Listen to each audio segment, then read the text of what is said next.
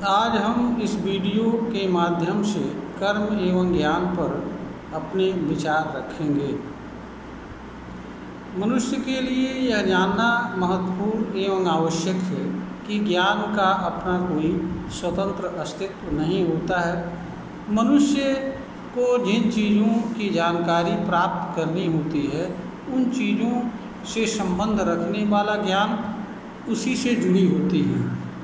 इसलिए मनुष्य को अगर किसी चीज़ का ज्ञान प्राप्त करना होता है तो जिस चीज़ का ज्ञान प्राप्त करना है उस चीज़ से मनुष्य को जुड़ना पड़ता है, क्योंकि किसी चीज़ का ज्ञान मनुष्य को बिना उस चीज़ से जुड़े नहीं हो सकता है।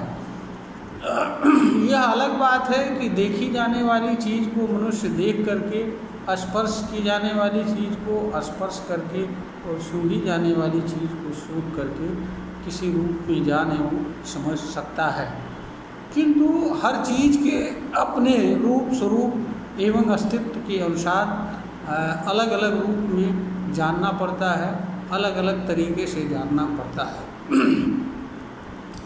यह बात कर्म के संबंध में भी लागू होती है। कर्म मनुष्य के लिए ज्ञान का साधन है। कर्म के संबंध में किसी तरह की जानकारी मनुष्य तभी प्राप्त कर सकता है जब वह कर्म से जुड़ता है। कर्म का जहाँ तक उसके अस्तित्व की बात है, कर्म का अस्तित्व मनुष्य के अस्तित्व से स्वतंत्र होता है, इसलिए वह मनुष्य के ऊपर अपना प्रभाव छोड़ता है। चूँकि कर्म मनुष्य के माध्यम से ही संपन्न होता है, इसलिए मनुष्य के अस्तित्व के माध्यम से वह व्यक्त होता है और मनुष्य के अस्तित्व के माध्यम से अस्तित्वमान रहता है।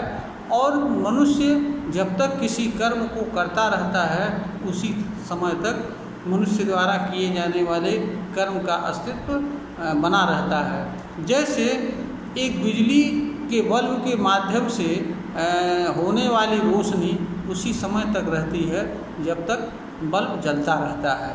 जैसे ही बल्ब जलना बंद करता है वैसे ही रोशनी खत्म हो जाती है और अंधकार छा जाता है। ठीक यही दशा मानव द्वारा किए जाने वाले कर्म के संबंध में भी है। मनुष्य जैसे ही कर्म को करना बंद करता है, कर्म का अस्तित्व समाप्त हो जाता है और पुनः जैसे ही वह कर्म को प्रारंभ करता है वैसे ही उस कर्म का अस्तित्व प्रारंभ हो जाता है। चूँकि मनुष्य हर समय किसी न किसी कर्म को करने के लिए बाध्य होता है, मनुष्य कर्म से एक भी क्षण के लिए पृथक रहने की क्षमता नहीं रखता है। हाँ, बाहरी कर्म से मनुष्य कुछ समय तक बच सकता है, किंतु मनुष्य के बुद्धि, विवेक, मन आदि से जुड़े कर्म हमेशा चलते रहते हैं और मनुष्य का मन तो सोते वक्त भी क्रियाशील रहता है और कभी कभी वह केवल सुषुप्ता अवस्था में चला जाता है। उस अवस्था में मनुष्य के मन की क्रिया की गति थोड़ी धीमी हो जाती है, किंतु वह रुकती नहीं है और कभी कभी वह जागृत हो जाती है। उस अवस्था में मनुष्य स्वप्न देखता है और मनुष्य को ऐसा लगता है कि वह कार्य कर रहा है, किंतु वह वास्तव में सो रहा होता है और उसका शरीर जैसा का तैसा बिस्तर पर पड़ा रहता है। इसे स्वप्न भी कहा जाता है। तो मनुष्य चूँकि हर समय किसी न किसी कर्म से जुड़ा रहता है, कर्म करता रहता है, इसलिए मनुष्य के साथ कर्म का अस्तित्व भी हमेशा बना रहता है और कर्म किसी न किसी रूप में हमेशा मनुष्य के साथ जुड़ा रहता है और मनुष्य पर अपना प्रभाव छोड़ता रहता है। अलग अलग कर्म मनुष्य पर अलग अलग प्रभाव छोड़ते हैं। इस कारण से मनुष्य अलग अलग कर्मों को अलग अलग रूप में जान सकता है और उनके साथ व्यवहार भी कर सकता है। कर्म का ज्ञान मनुष्य प्राप्त कर सकता है और इस तरह की क्षमता इस धरती पर जन्म लेने वाले एवं जीवन जीने वाले हर मनुष्य के पास होती है। बस इसके लिए आवश्यकता भर इतना मात्र है कि वह यह जान जाए कि वह कर्म का ज्ञान कैसे प्राप्त कर सकता है। मनुष्य कर्म का ज्ञान निष्काम भाव से किसी कर्म को करते हुए कर्म का ज्ञान प्राप्त कर सकता है और मनुष्य यह जान सकता है कि कौन सा कर्म उसके लिए क्या है और किस कर्म के साथ मनुष्य को किस तरह का व्यवहार करना चाहिए। मनुष्य कोई भी हो वह स्वयं भी ज्ञान का साधन ही होता है और ज्ञान को प्राप्त करने वाला भी होता है, और स्वयं से जुड़ी जानकारी भी मनुष्य के साथ जुड़ी होती है। इसलिए भी अगर मनुष्य स्वयं के बारे में जानना चाहता हो तो उसे स्वयं से जुड़ना पड़ेगा और तभी वह स्वयं के बारे में जान एवं समझ सकता है। कर्म ज्ञान इसलिए आवश्यक है क्योंकि कर्म अनेक तरह के पीड़ा एवं दुख के भी कारण होते हैं, सफलता के भी कारण होते हैं, असफलता के कारण होते हैं, सुखद एवं आनंदमय जीवन के कारण होते हैं। कर्म मनुष्य के जीवन का सार एवं आधार होता है। कर्म को मनुष्य को जीवन भर करना होता है।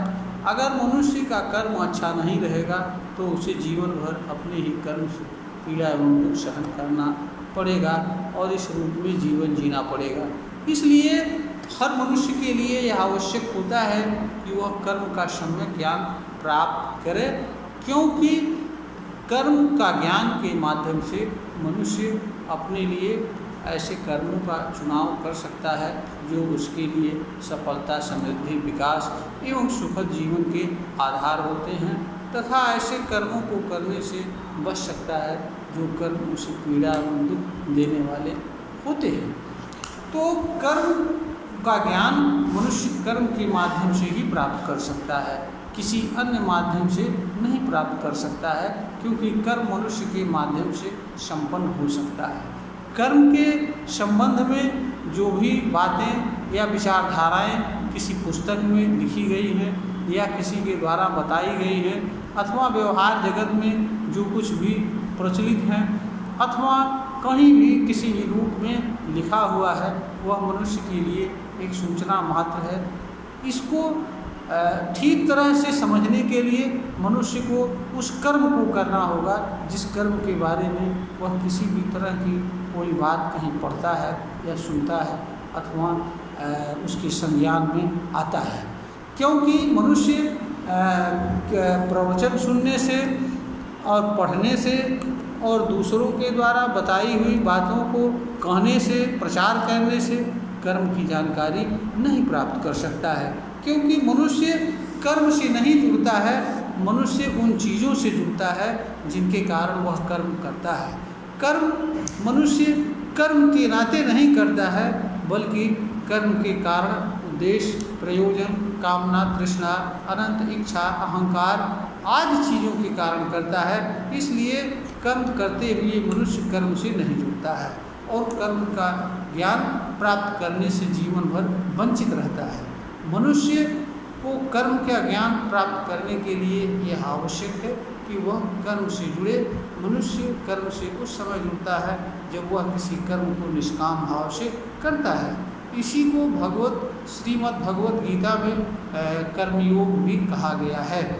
तो योग के माध्यम से मनुष्य कर्म की जानकारी प्राप्त कर सकता है। कर्मयोग, भक्ति योग, ज्ञान योग, ये मुख्य 3 तरह के योग होते हैं। तो कर्म को जानने के लिए मनुष्य कर्म से जुड़कर कर्म को जान सकता है, समझ सकता है। कर्म मनुष्य के लिए ज्ञान का साधन है, उत्तम साधन है, और कर्म के माध्यम से मनुष्य कर्म के संबंध में जानकारी प्राप्त कर सकता है और मनुष्य ऐसा कर्म करते हुए जीवन जी सकता है जो उसके लिए सुखद एवं आनंदमय जीवन देने वाले हों, तथा ऐसे कर्म को करने से बच सकता है जो उसके लिए पीड़ा एवं दुख का कारण बनने वाले हो।